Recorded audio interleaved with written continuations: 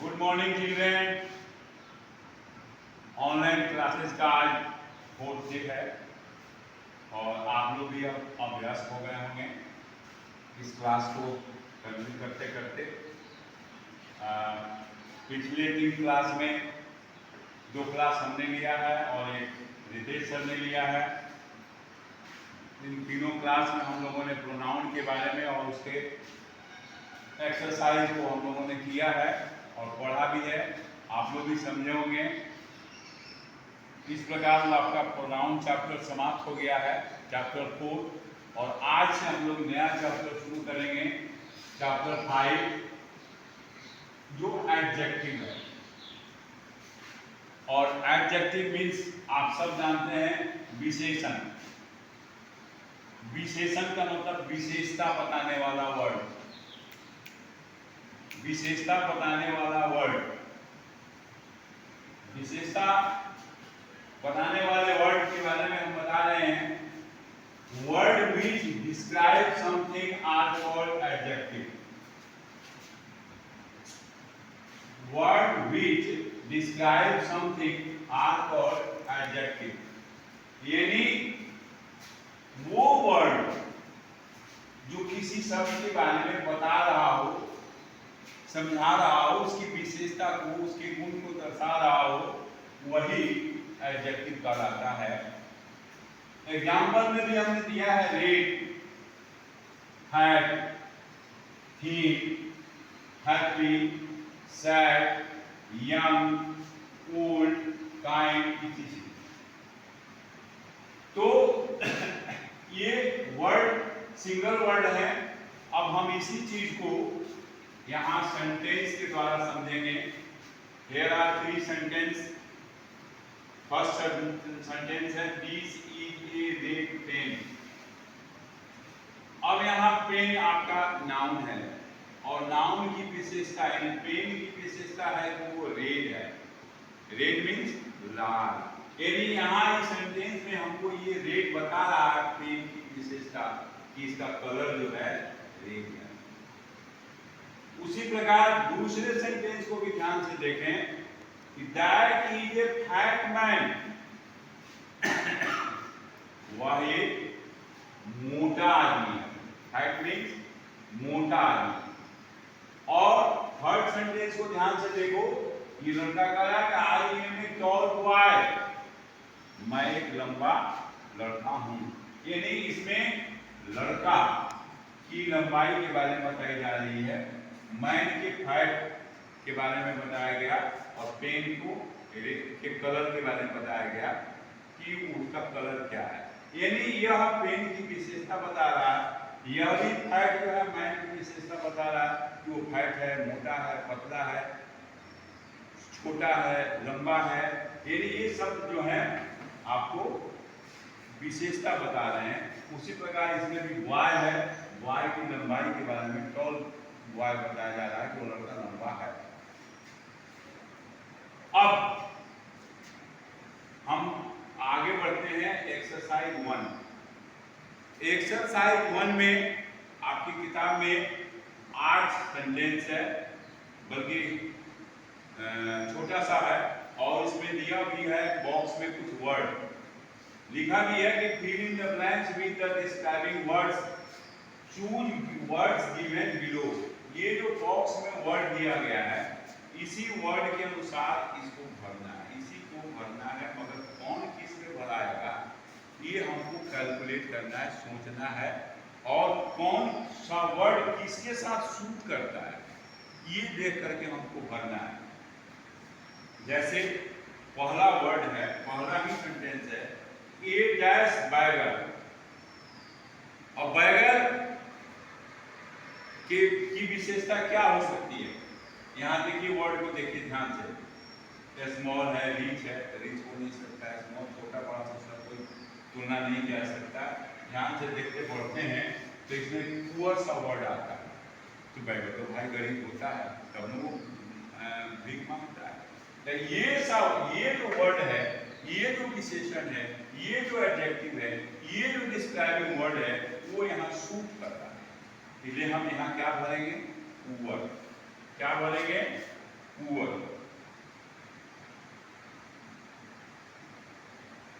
और दूसरे सेंटेंस को ध्यान से देखिए।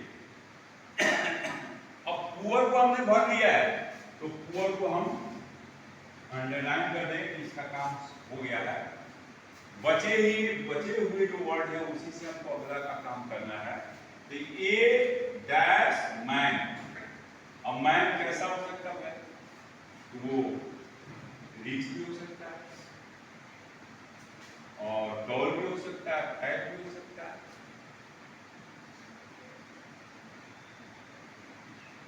तो हम यहाँ क्या देख रहे हैं? फैट।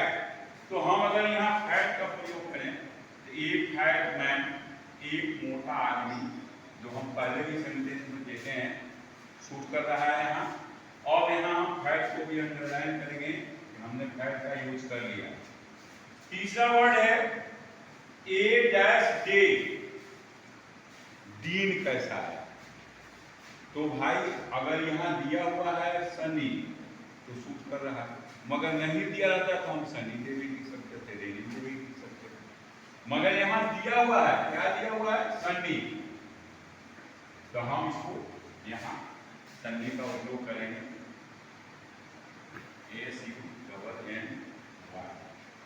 इसके बाद है ए डैश हेन।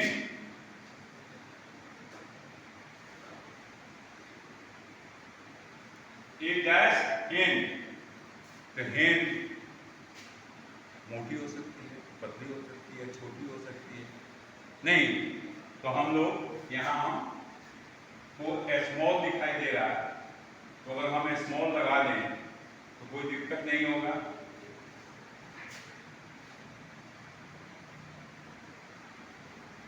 देखिए यहाँ फैट मैन है, यहाँ रिच मैन भी हो सकता है। फैट मैन की जगह रिच मैन भी हो सकता है। और यहाँ हेन है तो यहाँ कोई भी रेड हेन भी लिख सकते हैं, स्मॉल हेन भी लिख सकते हैं, फैट हेन भी लिख सकते हैं। जो सूट करता है उसका उपयोग कर सकते हैं। अब आता है नंबर 5 ए डैश रोज। रोज मीन्स क्या होता है? गुलाब। और गुलाब का कलर तो आजकल बहुत है, आजकल तो बहुत सारे कलर का गुलाब हमारे सामने है। मगर इस बॉक्स में जो कलर एक ही है वो कौन सा कलर है? रेड। तो हम यहाँ ए रेड रोज सूट कर रहा है रेड, इसलिए हम यहाँ लगा सकते हैं।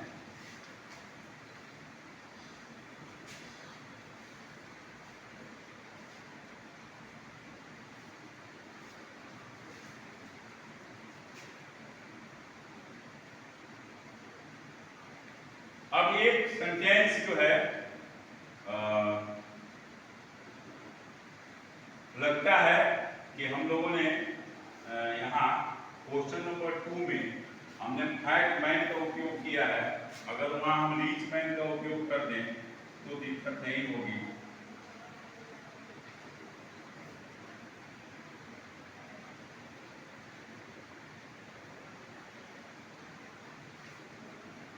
अब यहाँ शब्द है ए डैश ट्री। ए डैश ट्री। तो पेड़ कैसा होता है भाई? लंबा। जो बचा हुआ है स्मॉल भी बचा हुआ है, रिच का हमने उपयोग कर लिया है और सनी का उपयोग कर लिया है, पुअर का उपयोग कर लिया है, फैट का उपयोग कर लिया है, रेड का उपयोग कर लिया है। तो टॉल ट्री भी हो सकता है और शायद यही सूट भी कर रहा है, इसलिए हम यहाँ टॉल ट्री लगाएंगे। कौन सा ट्री होगा? लंबा सा ट्री। उसके बाद है ए डैश कार। तो बचा हुआ क्या है भाई? शार्प और स्मॉल।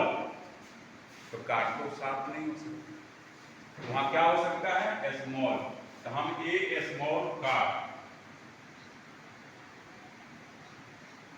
और अंत में है 8 नंबर में ए डैश नाइफ। नाइफ मीन्स होता है चाकू। चाकू तेज भी हो सकती है। तो तेज के लिए इसमें वर्ड है शार्प, और ये शार्प यहाँ सूट भी करता है, इसलिए हम यहाँ शार्प का प्रयोग करेंगे। जैसे फिर से एक बार थोड़ी सी मिसअंडरस्टैंडिंग हुई है, इसको सुधार लिया जाए। ए पुअर बैगर, बैगर के लिए पुअर सूट करता है। ए डैश मैन, मैन के लिए डी सूट करता है। ए डैश डे, डे के लिए संडे जो बॉक्स में दिया गया है वो सूट कर रहा है। ए डैश हेन, हेन के लिए फैट सूट कर रहा है, इसलिए ये फैट हेन। 5 में है ए डैश रोज, रोज के बारे में कलर, तो कलर में एक ही कलर है रेड, यही सूट करेगा, तो ए रेड रोज।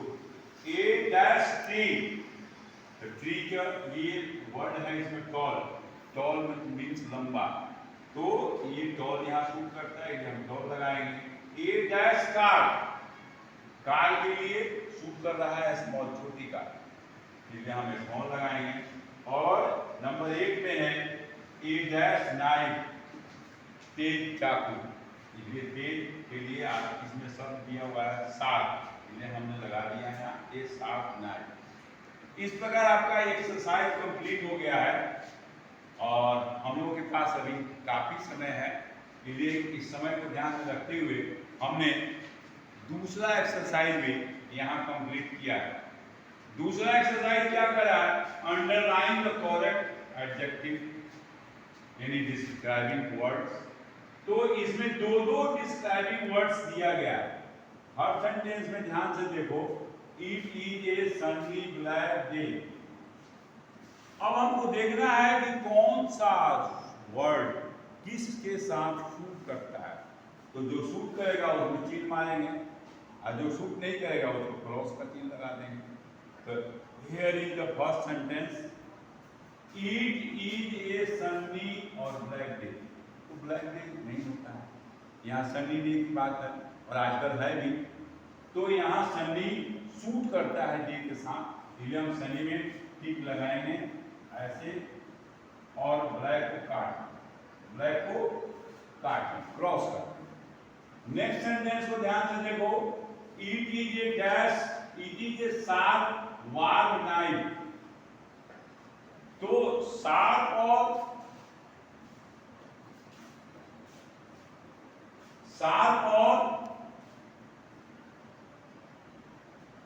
वार्म नाइफ के बारे में बता दें कि यहाँ नाइफ शार्प, अभी भी हम लोगों ने पढ़ा है, शार्प सूट करता है नाइफ के साथ, इसलिए हम शार्प में चिन्ह लगाएंगे और वार्म को क्रॉस करें, वार्म को क्रॉस करें। अनदर सेंटेंस है, दिस बर्ड है ब्यूटीफुल, हैप्पी विंग्स, विंग्स क्या होता है, पंख। तो चिड़िया का खुश पंख बनेगा, हैप्पी पंख नहीं होगा, कौन सा पंख होगा, ब्यूटीफुल, यानी यहाँ ब्यूटीफुल सूट करता है, तो हम ब्यूटीफुल में चिन्ह लगाएंगे और हैप्पी को क्या करेंगे, क्रॉस करेंगे, हैप्पी को क्या करेंगे, क्रॉस करेंगे। क्वेश्चन नंबर 4 ध्यान से देखिए, Rita heard a sweet tall song. Tall कहीं सॉन्ग होता है क्या, लंबा नहीं, यहाँ कोई भी सुनता है तो अच्छा स्वीट साउंड, तो यहाँ स्वीट जो है सॉन्ग के लिए सूट करता है, इसलिए हम स्वीट में चिन्ह लगाएंगे, ये सही है और टॉल यहाँ गलत है। आप लोग ध्यान से देखें, अगला क्वेश्चन है, he sat on the brown easy mat। Mat किस होता है, चटाई जिस पर लोग बैठते हैं, तो उसका कलर हो सकता है, इजी मीन्स होता है आसान, तो आसान मैट तो हो नहीं सकता, इसलिए यहाँ हम देखा यहाँ पर क्या चीज लगा हुआ है, ब्राउन, ब्राउन मैंने होता है भूरा, यानी यह कलर बता रहा है, मैट के कलर को दर्शा रहा है, इसलिए यहाँ ब्राउन सूट कर रहा है, इसलिए ब्राउन में हम चिन्ह लगाएंगे, आईटी को क्रॉस करेंगे। Here is sentence number 6, Raja is wearing sad muddy shoes। Shoe means होता है जूता, उदास जूता हुआ है, अब मडी मीन्स क्या होता है, कीचड़, यानी कीचड़ लगा हुआ, तो जूते में तो भाई कीचड़ लग सकता है, यानी यहाँ पर मडी सूट कर सकता है और कर भी रहा है, इसलिए हम मडी में चिन्ह लगाएंगे और साइड को क्रॉस करेंगे। अगला सेंटेंस है the round rectangular moon is shining in the sky. अरे वाह, तो मून क्या है आप सब देखे होंगे, उसका शेप राउंड होता है कि रेक्टेंगुलर होता है? तो आप सब जानते हैं कि मून का शेप कैसा होता है, राउंड होता है। तो हम राउंड में चीन लगाएंगे और रेक्टेंगुलर को क्रॉस करेंगे। लास्ट सेंटेंस है we have 5 10 fingers on each hand. Each मतलब प्रत्येक हाथ। एक हाथ को ध्यान से देखो, कितनी उंगलियां हैं? There are 5 not 10। ये मतलब यहाँ 10 जो है गलत है और 5 जो है सही है, इसलिए 5 शूट कर रहा है, इसलिए 5 में हम चीन लगाएंगे और 10 को क्रॉस करेंगे। इस प्रकार आपका 2 एक्सरसाइज। यहाँ अंडरलाइन शब्द दिया हुआ है, तो टिक न मार के अगर अंडरलाइन किया जाए तो शूट करेगा according to your question. So please look here, underline करें।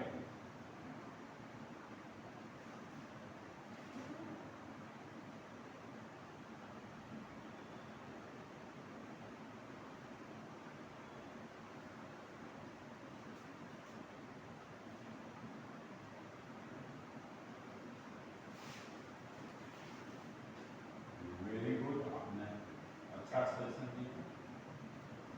ये हुआ आपका अंडरलाइन।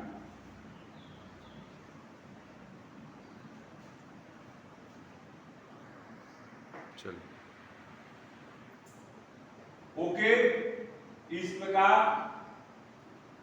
आज का ये क्लास लगभग कंप्लीट होता है, जिसमें एक्सरसाइज 1 और 2 हमने किया है और उम्मीद है कि आप लोग इसको कंप्लीट करेंगे और आप सभी को समझ में भी आया होगा। अगले क्लास में फिर इसके अगले एक्सरसाइज को डील करेंगे और आप लोगों को पहले भी हम बता चुके हैं कि कृपया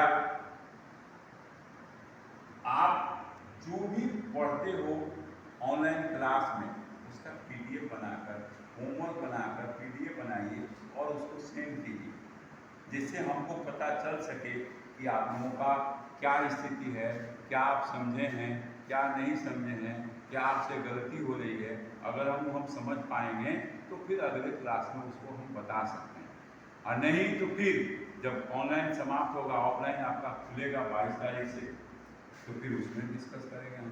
इसलिए कृपया आप इसको बनावें, होमवर्क को बनावें, और इसी चीज़ को फिर आपको अपने होमवर्क में बनाना भी है और बनाने के बाद उसका पीडीएफ बनाकर भेजना है, जिससे हमको पता चल सके कि आपने क्या समझा और क्या नहीं समझा।